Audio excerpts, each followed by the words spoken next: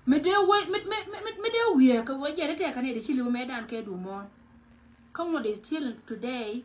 kana mona nan kana jana je ko be pio ne je kwa iti bidon ja na mon ko ba kwa kai be karol ka ga ne te dia te kon ka kana kon pam ne ka ga ne te dia te kon ka ka ne tin kon kula ne tin na gan tam ne te kon ne kam ga mora ar ke te ka kirbina kwanyin ka kirbina kwanyin yen ga de me che be no re ke tin 13 che wote ka jang ti chola ti ja na bor te na da me na ne kun wa na ga kirbina kwanyin and rame ku je free wa da ma wi de selfa Siajan. Sia wur mi chal ka William Nyon Ban. Sia team ka William Nyon Ban ta mi chi wo bu ja ka kume sel pakir ma ri tela gada mi ka kume. Tega gada kel malala ka traffic me dana gada na ma chala jo wichara. Tela yo de ka be ma ka ro de yo. Sia ka na real je ka ne ta kon chi gare je. Tela ram ti je. Man ka dial ka nyora bab en William Nyon Ban tela ram kel mo ko ben ka Nyon Ban. En nya de kel men che chaw de che use la wurin chi wana na chal ka ngada ka. Nyade kel an mena na muje na cha kam cha nya Nyon Ban sie mu gwal Nyon Ban amu nyade amu nya Nyon Ban mi cha ko ne je wur mi chal ka gar goz na wur na ne chal ka mu de chi wadan lambos wur mi chi ko ne jen ka nya Nyon Ban mi no go sie kor gwal Nyon Ban menan kor lambos ka ne nya Nyon Ban tila du sie den cha ka parwe ka ne te diala to tila ra mi time jen ko te ga ma char ka ti jen Rameda ne kula rame number 1 me ku ang de la lep kan gare dial en go jen point ne mende ne char ka de kon la le de ban ter ka biran ban liuti ne du mo du mi ram kel me char ka de to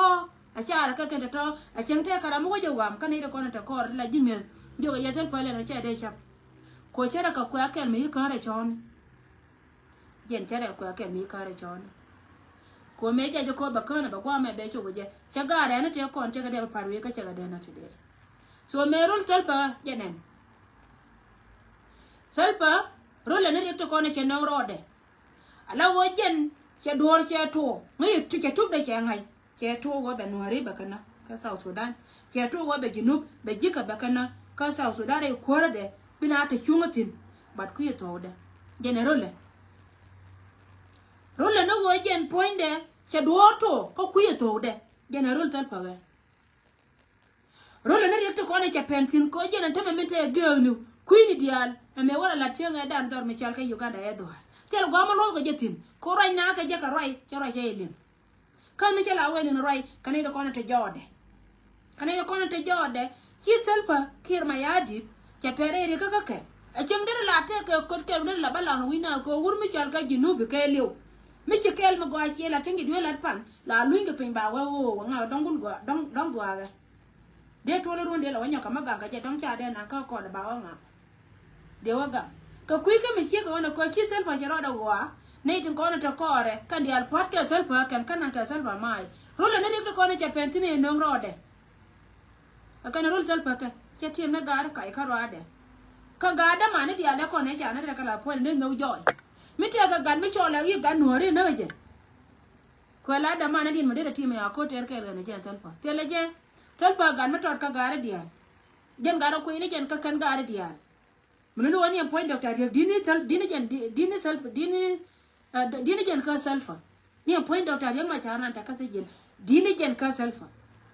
ko wa chue bang chue be je no ka ni security go dan la na tin dung miram kel mo gorje wo je ne bala ka ma go ka jino ba Sudan ko wo kwa kel mi ka re chone re ti dia ti de ka gam ka miel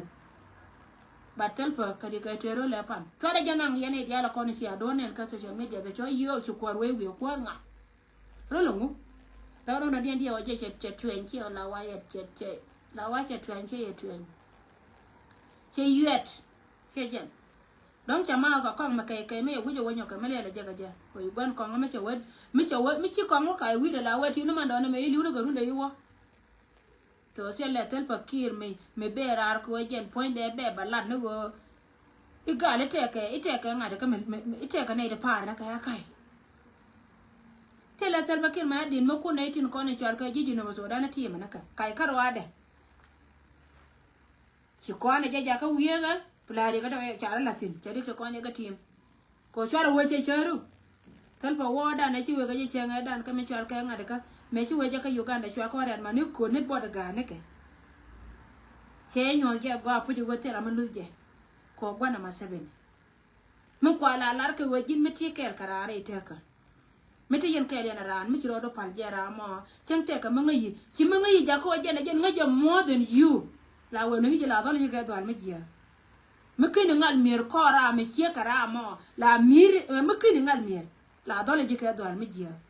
sai pakir ma yadi ka be logo South Sudan ka loide ka poinde ka nyam kande an ram lodje aga do adedie so chitel pa ngai go jerete ka de hieram kel kana itungo e generole an poinde wor ma chal kase lo ker ma yadi ne dia la yana gui kare nan karodun kel chitel pa ko tung char ito ko go jene e chel ya jina baso dan char wen dara char ja wini kan mor ka kabilu ka mani tame jena ngame deje ku yena kan gar dia la kon anga deje jo e maro ila de mo chieto milar je bina lo mala ka South Sudan bagare ne dia bagale ki chien ka bina lo ko jen poinda ba dor ba kon ba da par ka jina ba Sudan bala gar te dia la kon mana ka tim kume dan tama sel pa cheng ba ko be pinya wala ngum chele ka gar ka jo dia la kon te la je ngum chele ka jo dia te kon te la je mission ke la today ne dia la kon te la me de wewo ka te la me de yan ma bat ko yoro da nori tinongo kuyi no ndien ngaye benebe ka kare bat kuyi to de general salpa farne to ko yi tol pa ya wiya ye yuet yana ngai ne na kon tino bi ya chine ngai go gon kumdun ko run che yuet me kana yuet a ko nga joy ti mo do ngai liu ka run de chi wanyam ka ti manere ya dia la ko na pene tina tema ko jen ja kare ti ja gora baro ai dia tel pa ja kare shejen jaro yang bayana ma wakati ndi ala kon lat karodian ka wurme chal ka Salva Kiir ma yadi diane di ala kon yana gorgwa me en go chuje mare lo idu kan wuju ite ka me chi tel pa wanya ka ma chara ja jaw na tel me chara jaw tel duar me chara jaw ray ma kel mo wa ka plan gore me chal ka ma bodol yene di ala continent en kono ko ka me tore lo ka plan ma bodi ala ta ngai ne de kono chal ka gad kun so la da we wona je je nan ta me je na de ngulel de lo wa ko karodi ni special gi do arian ma borja ku jen ka mishal ka SPLA wona kan SPLA ji goro go bagatin kono chal ka ga ni rol county ko den baka ko bad ma go ate tin go chi ditin kono chal ka din ni rol bla kwar kono chal ka kwar bo ni ci kanane la wona je no wona je de ka jangna bat ci ne de kono chal ka law cha ate ala no kan charo ma bum cha yan penya gadina ci di lo ka kan kwar din kono chal ka kwar tiler ka la ka cha to ka lew cha ngaya ken Chora diar ka na attack ma bono belat ka diar ta na go guidien dundo go ka ne de kono chal ka ga kun tit ke me cha ko la de chenga dan ti lo wai me la lar ka je go ga de na ge ka la jal ka rodien ka roi ka duor me cha de ndong chenga wurjanga cha wurjanga ja ka pele ka ne ya ga cha wurjanga cha ja ka pele ka ne ya ga mu wate ka liam wo ben ba liam melo ne mponya ma bor ka wada ka ne ka to kon tin cha rodien kam wurjanga ko ne de kon chi ka chor ka der chi der ka chor tela gan mi chol ka ga loga ka youth ya ko no ko la pan belia nyo e loga ara e ma cha la le de wur mi chal ke je mi wotong dia ka wur mi chal ka marial galwa ka wur mi chal ke jon luk ba ya cha la le de ken ke chi kot ka lwa so ana ata ga nan la ku plan ta me cha ga ko ka ne te dia la kon te joda cha jog de je cha wadai ma bor cha jog de je cha wadai ka ne wur mi chal ke gar ke tolsia batkan planet yala yen ka len rote ka attack me agor na wo jene balat ana attack agor wo balado ngai ke je ka chine kon cha mi dine jen chala chora dier kare loka melat kare loka chora dier bali men ne wuri janga mata ka plano ko wuri janga ngai ke je wo mi le dai la re je china wo mala chia mal te la wo mal gor ka ne wo ba mai ke na kon te dubi ko le chop ti ka te mai gor ka ne wo mai ke na kon ka ken ka Russia bi ko lo ngal chop me wo ko wacho ba ka chu da ka wed ne ken ba ne dia ko ne jo ka ro rotin ba mai to bo ko ro nya ka jino ngai ga je na ma jino be dia no ka na kan pide ne min ma bon mo waro wo tiam ga ba da tiam tino wona be je ka je ma bo ba ni tu do ala bo ko e pa ana ta lo ida na mo ba ti lo ida chete ko kon ne de kon ta ka social media la le ko ne mala ko ra buon se ko di de no ne kon chana wang dia le ko jen ti lia ka de chor chete ka ne tu ngana ka ne chi je an ta charo den wo ka mi je ci ka de wotin alla dana na makon ji social media ana kun mala takel ka ne diala kona la kwa dor kwa ja advice ke akun mala takel ka je chwara je pol ka chwara giva rai me kel me de gorde nyoka malara kon men dong dia na my advice me we ka my dia ran kon na gatwang baba gatwang te me gora balarji de je yoda ka bad whatsapp du me wal chara kon si ngai gwa woni dan cha whatsapp be cha ban act charo do gor whatsapp me nyo agano gwana je ka gore je gwana na titin bat kana longa je advice me we ka je baba ti le de ka nuer community te ka tin wante el karodian to go ko kon nuer batte ka te ko kiende gore je ba wa bana doran gam aza ga nuer gore je ko ne roi ka social media bana doran gam ko te ka culture me ti ma culture dan me ko ko kono ne to ko kien kon mala roi kon ka social media nan kon ti ka US kon nyale te ne ka UK ka ne Europe rada dien baka gaat kon dia ti ka men tar ja leba te ka Europe rada dien ba ti ka tanga na kon dia la ko kien kon ta tang kon ka Australia ta tang kon ka US ka ji tin kon la no kon pin men gora ba ko la kam ja kon gora go bana advice ni bana ka la ro dan ka social media ko ti mi ko social media ba ka fia tin non ko kon gaat kon te pin la gwen re dien te kerin mi kilat tiam adiya ma gor ja ba chob ler ka je kana no chob ka re jam go ti ka investigation ji oni ji rep investigation do gwa rebetin ko na me te ka me be no na ka community dan be moy ka boar kan kalcha ga dan kan jo wai ki roi ka je tiam kana mai to ro no kon ji no bi dia le chi ma kon no ra kana mai to ka kon ji no bi kana mai to wo de hiek da dab ka do li nyal me che nya de che ro me che la gan ma gwa me che pi la gwa me che chob gwa na be wona ngala wo jen be goran me be takel ka je ka ba ngi kana mai to dia da ma ko kan mane ji ka tet baba gui kore gwa ngan cha barara la chiek barara la chiek ka barara la nyenore mo ngai je gwa na me kana ide kono la len ka tu kono ken be nuin ko kon ko gwa me bena rama nong ji to ga me dong nyir shi ma ta ka ga de to la ni investigation do gwa baba la ni gwa politics ripin gore go bia kon ngai na me weje na to chi to kon mate kon mi ci gat cherom ci me ci ta gat cherom especially ngan for example ka an ganyan mi cha pi de DSK mi medan ci mataga kana mai to an wade man nyal dara gada dara pi da gwa me che ngai we che pi da gwa che ngi ka chiang la ngi ka na gat ko ganyan te do ma la ngi ka ni je la ngi ka je wona ne shibangar ganyan la ram ba je man la mana jo shibangar yang gwa na che gwa na che chu me te ka da man me wut ba ko re je ko la jo e ka ni wur me si ben jo chen ka kon wa te la je na mo ka ni de kon chal ke jang la che nyala no ga chang ba nyal moy ke duel ba mon ka nyal duel ka te le nye jang me de te kel ke wut dorien te la je so te le che me de ga karam mi se ko la ngai ki kana ba ko no ngra ni cham ala na mo ba doran be moy ka mi je ka lien kon ka be ne tu wan ti la en mi ni kon bi ka tol koran ka me ma to ra mo chi to kara ma nonge ji yana bai dan dia kam yana baba gato wene dor ko ne dia ko rai ka social media chi ma gato an karwa de ne dia ko rai ka social media wene doran kon gang dur te ka culture mi chi de mai to roland che de mai to we gwa che de mai to ri de dan la di tia ngate ko go jen point de te ka chekel ma chaji no ma te de ra mi chi no ji mo ka Nairobi ijeni chiega mo che chat che bala wala no nga ni la de me chalim tiang che de to baba ta roka kan ga ta rota no ji tu to ken ko na ma dio no nga wut dong nga wur mi nyir chiega mo ko yen wona te ga me te ga yena mi te ka wur kel mi ci kuen ka chieng ma long rode chieng ma long ma gwa ka lene kate ka gargwan mi ci kuen ka chieng mi nyona gargwan ma la berar ko gore je ba gargwan be campaign ko chi ga jen bom wura xia cái dân buông mura mấy là yút lo yuni ở dân mấy xia cái nè mẹ cái dân nhau là wa gul garwaran ke pur ba la ya today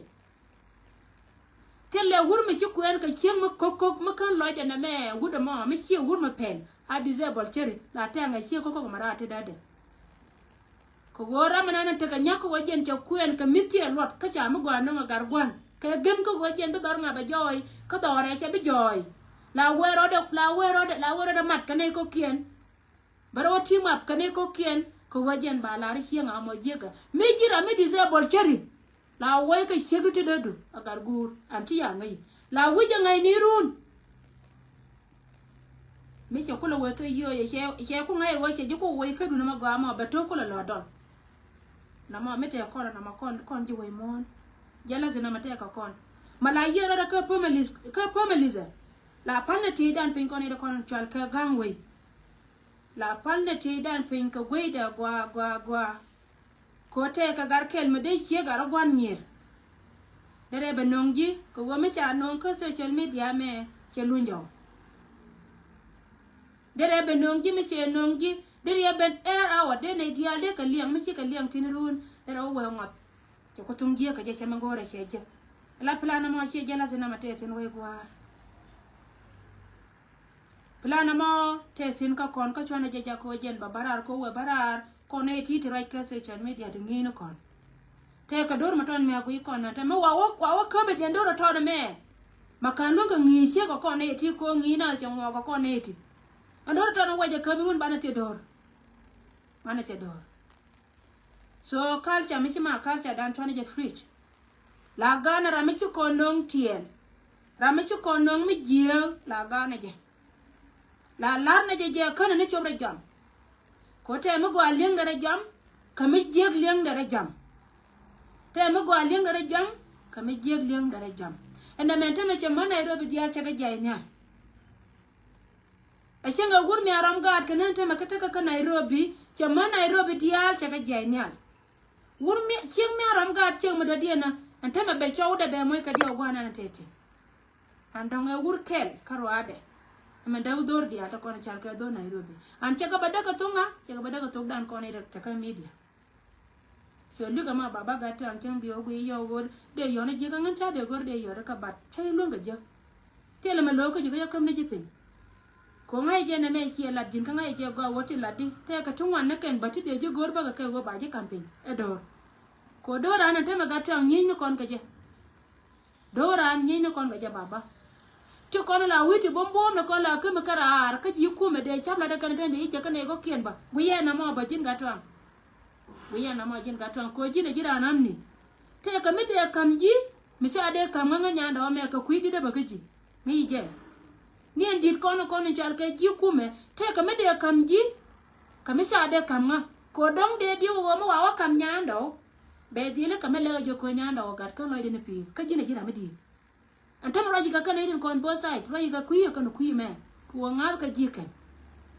lakini na ma ba de ngule la kan de kan cham nyo ka lene bane dia la kono lo ka me ledi de do de wonyo ka me gor ka je kan de yi je kana ka tang de je kana ana roye me chare de kuyi pan cha yi je kana baba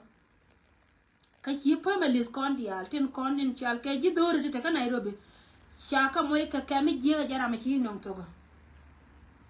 ko tele hieng ma de gar ke nge ka toy tele ja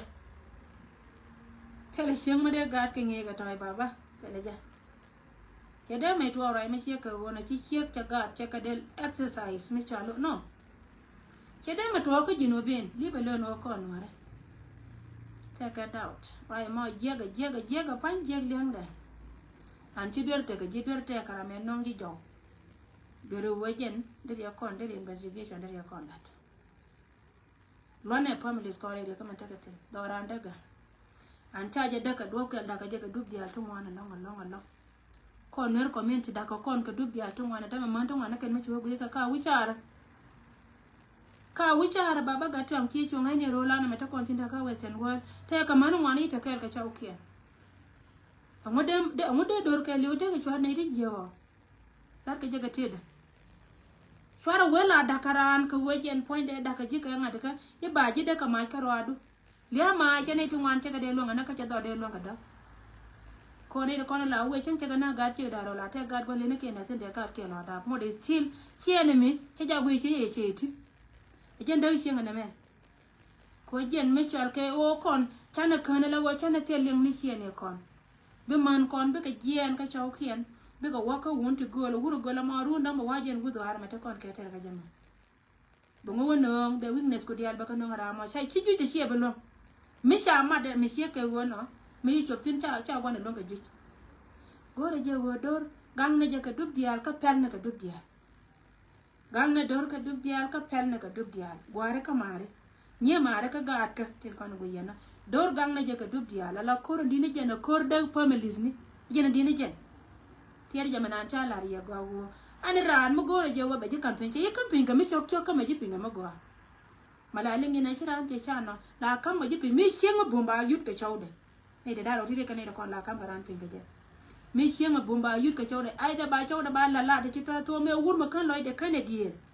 akan loy de kanadier ba ta to ba ka ling den be shega ma be palwa ne wa cha palwa bu group am na to lu de sem ko jin shega ma ba me jin shega ma ka chaw ma bum ba gor ba ju wi ko shi adu ko ngai ka je go mo yara ma de ne de daro ti cha ne ti chak ka lu ngare ka pe ne ti chak ka lu ngare ka pe ne ti chak ka lum kare kapin cha ba ka ra bi chi to ka wai ne my dear wai ni ngan ka no community ko le ngatung no ara gwana na titin malari je no ma da gwa ben ko ba rai ka ma ba le nga public now raja ka my community so concern ka le ja ka my community la de roi mi she ka wona ko go jira ma mo anti dia to konde latke ta ga belet kara me rap ne daro to ko ka wona to tem balet ka doro ken ba konta gedina be woni dial tin kontin chal ka wana kon chi ne dial ko ram ka gar ken na baka moy kariya ma bar antame baka moy kariya ma bar antame baba ga to roje ka jiko jin te ka tungwan jin jiram ken la wang ka dor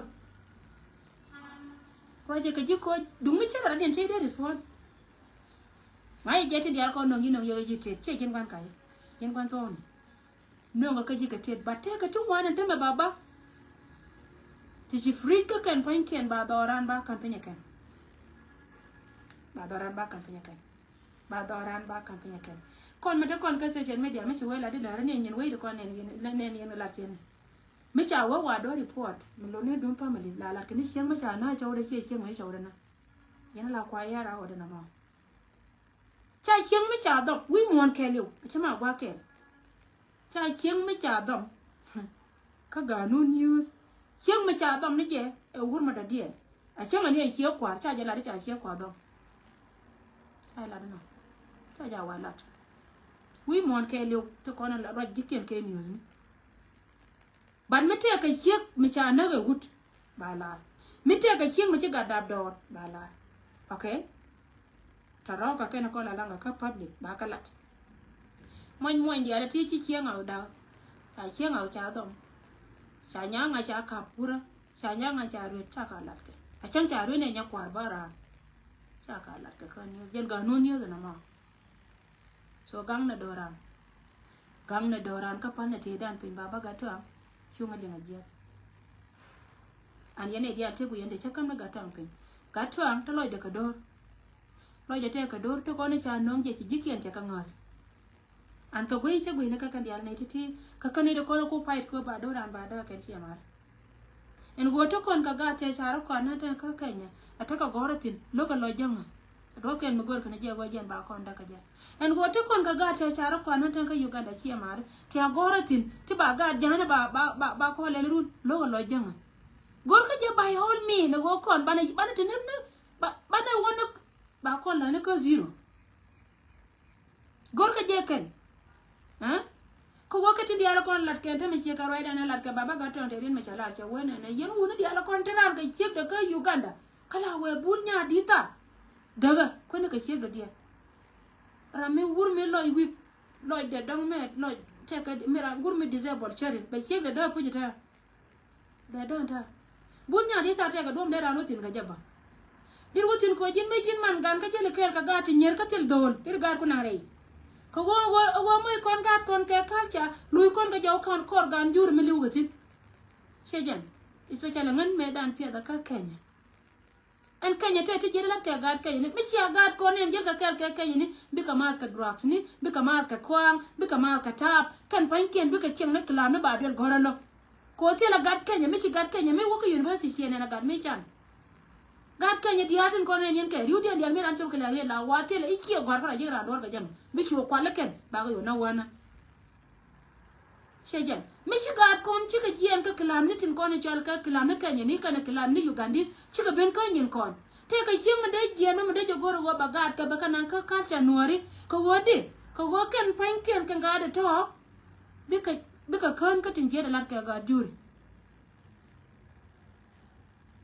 dera na la de mi ka wona dera ga ku de ka nang mi ngar ma ngar ka tok tiang de yen ngar me chop ka ta mi ka ta wa de ra chol wo ba ka ga ku ai chi ga ma wa wona ne run ba chu da kam chau de bi chau de jawada sana ngala de ana ngala de chane wurje nga moy ka no be chi ga ma be chu le di be chu gor be go chi ma jen point be nang no gwa ma te del gor chana ngule na chana wang dan mut be ga kon chu kan tele ka del gor ma te ka tin an be dor kon di al bana chu lo ne ta ga me be kon chu ko an ke jinu awana chi wurje nga chemen la de che ja ko jen chala mi dit so ngana ten kono ko kondo Africa social media wena raidian gware ka mare wena raidian miteka me jiya ma chana nen miteka chieng wala me jiya de ko lo ngana wo dena ga dol to konte bel gor ka university ni daga chom wodi man ko la ka ti jiya ken waya ken jiya ka kon community lo ka te me lan ken na ken meta ka yi da ka Nairobi community lo ka la je ke la kwan ke team mi sha team cha kwan la jal ka dora ken bara moy ken ri yen ka dora ken gwa ma ba ji du jin chiyo a chen jin chiyo kwar la ka ba ji pin ba be mi je mi sha li ngate ka gad mi si la de je ma dong mi si gad chiyo nyong ka del gora chiyo mi la de gad mi sha ka gad nyaw du chiyo gar man chiyo du chiyo gar ma du je ko lo ka je be gad ba kaira la ka je community lo ana kuor mi si ben ka lo nyer community la de je den ko lo ngana je na wode ne fridge na ma wode na gatin ko nen chal ka ta ka stin goy ka gat ko na ken especially ga da ko ta university ne den ka kam responsibility ma wo mete ka man ti ci kaira ra cha gat ko nang del gora kana go ko men chen kana ka yo me ne le dun ko bane future gan kon bane je no nya den kam ka go lad mo mu wi che da wo do ka wo jen point de cha gat che ka pen yo del gora che beti an mano kwan mo waje wali nyama wo do ka je ko cha gan man chode cha ga to del gora ka lo yor pe cha beti gwan ba onyo ne do da man mete da man jeno go ana mbe do ran be peace chu wana wala ro wote ka man ta ji jena ka kan tan ka kan go har kon de tin chane enemy lok ka mi be do ran be campaign we gwa chane enemy lok wo jen be do ran be campaign na me la de je chi wo ngan chi ka ti la te gere ne kai la de je ke future dan la de je ka mene ana kan ayo wo jen te ka de mai to do ran ti wo chero de chenya puite cheng no wana chana da ba te de mai to wo de cheng no ra de chek de ga de me cha chot de jen nya de me cherom ila ga ka te ka boarding I kan pankien I ba ka wo no ngut cheng wa chema a cheng makan ko mai kuen ba ka nya no ra da ko je kariem no re a cheng nya jan ba ka da je kariem jino ba so dan che de cha ala ra ma no news a tota te dio baba gatang rama mi chiram kel me ajana ide kone chalo jin tem ko jin te ladi te ka dora ken rama mi chiram kel me chaja anai tim kontum gorga je baji kampenya ken karama rama te keter ka chiamo te ga ter ka chiamo so na mai choma de ka baba gatang de yora ka gatang ba telephone charo da ben call kanga an kondi al kono ti diale ti to guiti la ne je ladna mo e gem na ma mi la te ka kono je ran chala ya manan kai ne mago mi te ka wur mi ci kwen ka chieng to community mo ke liyo ma ngai ka je ngara mo ja ban yan na la kwaro den ti mo ka je ba ti mo kan chieng mo ba cho ne pinya mi cha bi cho li chieng mi wur pot ba we ye twen ye la te tin na mo but mi chi chaw da wa wur mi disable chere ba wa to pera ya la di ma na mo to bara yana tin iruni cho ko lo penda da ba lo jen te da na mo chu wa de na gad ko na de na ka ngi ka toy wa che de to doran che de to doran che de to che de me to titi ka kana kono gora ba chom na kon ka bare me kon ka tilat ka social media an raida ke le cha bete awe ka baba gatwa go baba gatwa ramala nongi le rama baba che joni jiwo e dong chi ka urna en chi wa ka sande che pen wo balat ko jen choye no re telpa e po ronga pa ronga ramana na chi wa ka sande la ko no ramana ban manati baba te ga chi ma de gar ka nan ko bi ken bulnya di taro go bulnya di tar na ko la mi chi ali nga cha lel ka ngade ka mi cha lel ka Uganda yen wara dial jen la de kalcha mi chal ka lor mi ya lungan ka to jani me chi gat ko na gui go jen pan ken kan yo nuari kwa ka de jang jen reason ele ko ne bulnya di sar go ne dial ko na cha lepti jen a reason ele ko ne bulnya di sar jen chi ma dia ko jen mi cha ya la ka jang kwa pe jen kwa pa ne kwar ken hada la ko ka Uganda long ago ku gat ko la je kan ga nuari dial ku la ho club jani batilat ke ken je dial ba ko la de ken bat chi bere go de gat ko ne nyoka kamra ba bur mi chal ke bul nuari nyoka kamra de la ne je de mo ke dara mo go jen de je ja ko la te ka ke time ko ne jang la wo ko nyur jo bol te ka man cha ko ne ken group jani mi cha ko ne ken tingi ka ga de ken mo non ko wo jen chi ka je jen je ba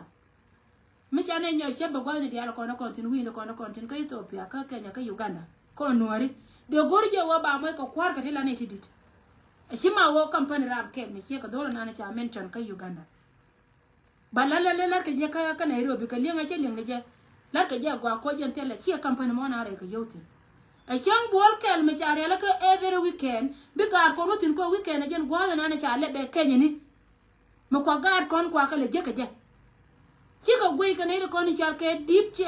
no cha ba mitin ko la tin dena kan ka gari tiene cha wega na me bador be ba na ngulel ba na lep ko cha na allow te Kenya baro la mo na club dan ala li nga jaba wote ka ne la boy ka jene ko le mate gar ken mi barar ka dien tin don la mila kurai ka mi chal ke truth of speech ala dol na ne chal ke Dong Simon a dong la chola ra dong Simon te ka chem mi che dor che be report te la te ka nyam ken mi chi mi jela ken mo gwalo che wo kono me chine wo bul cheng nuor tiang te ka nyam ken me chimi jelat nyama kono chine gai kon dies ka diale nyama tanga yena wache atama yena wache akana ken ko wo mi nyama disrespectful che na che ko che na che ko che me che wala re na che wala bi che ma na tam ba ka bla ken ko je ni nyama che wo nyin kana shura da wadanga long ku na wo ko che ka jel ka la group ni ka nyer ta ma cha wang chia ma ni cha ka le ba ken ko ken dong na ka nga kan ke ta ba ga to ko ni cha ka ga dur ta to mi ka nyer ji kan ba ga ji kan ba ka ja ko ko ri ni nyer ta ba ka duai ba ka lo chia ma me wan mi chi kan dom ni chia kan ni dong mas ka draft ni che dong ma ka ko nga ken amu ko ha mi na mi chi lo da la ta amu ko mi ka ga lo kan ta bi lo ko ri mi ka ga ban chi ba ga ba chi ko ri ana guru ba chi lo da po mi ka nyer to ko wo chi ka de ban jal guru mi ka nyer kon ko guru mi ka nyin ken ni mi chi ka nan jelo guru ni ka yan ko ani ti la na ka rodin ke du won la wo ka yana ko jen bi tan ke ne gay bi ka wa lesbian ni mi ka nyer ka bi gare bi ka tan ke bi ka la gay ni la te tin na mo ke je so mi chi ka wona cha ka bi no wona ta ba do ran be ja ko de ba gare to ba kan ba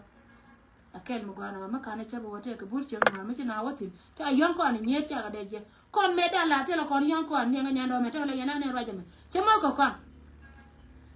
ka che mo ke bun ngan cha ko ma ka che bun ma ka ngi cha ngi nga ko te la gan nyan ma la ma ko wunu ra je ne la ma ko ga che ko ma la ma ko ba bran chi ne kui abuar ko kon mi te ka ga kon re duel gora te loy ko wo chi ne no ra che mo ko kon te me de je ti ne ye te de je chi ma ngi na ma ka kel ba kon lo kon ma na gan so ra me jena raja tin long wo mi te ka but chen war mi cha le ka te ka mo wo je lana nyor na tin an ba din hore ba ka jako jen ngane ko ta kala gad ba ka jogo eje min ba gor ka ko jen weekend jen wala gad yala ka kan ci go del goratin mu wa o ko bane dial chon bane dial ba kanang dela chandar dela chumni tiang chi ta la pot kan jen lat ka ngade ka doran ka South Sudan kan dela chandar dena ni dial wutin mishala tok tiang dena ben der ben chang ka gad ni ka ger ka ri du der ben yor chi ndo ni na gad ko kal ma gwana mo ba gad jako ba ka loy gwi ni no kon ka ba gad jako be jen ba kal cha dan ba gora kan gad chana dab dore akel ma gwa che je shejan ban wana ja wang ngene zinate mate lom ko wundo ko kien jega ba dor konda mo wana ne kon we jo da man kon ko gale ngeke ba dor kon ba kada pai me jana de gorde lar kon yene dia la kon ta gwa me shiro ina ngan ko gore je bia bana na ga tang bia wa ko che gur no luyo ne je ko jen bani ngan mate me che kai ga ba me jo nyando no me che jen ko mala yene ye go yo kon wang du mite me je ma ko pri ba ngan luyo ede makanya ngalwe mite kara mikiran wam ke katindi ala kona cha lat gatang rama che trust mo rama chi gatang no rieti ndi ala kona chi gatang ma trust an baba gatang lo ni ka jara ma sira ma gwa rami jia gwa dene dorande ne chobler katela to ko mite me la rode me la to ba ne chobler ba me la kai joji na ba yo na ma dara kai no chana je preach chana je preach tiga keno kono no ye na ane ndo ne dia kono ko yana gwa ma ko mala te kel kaye yendi al ganga ka yendi al poda ko be nyo je once again ne dia kono pale tame ko she ka ji za ka ta maka lo na ka pala so bayen dia nyo ko jiwa pisande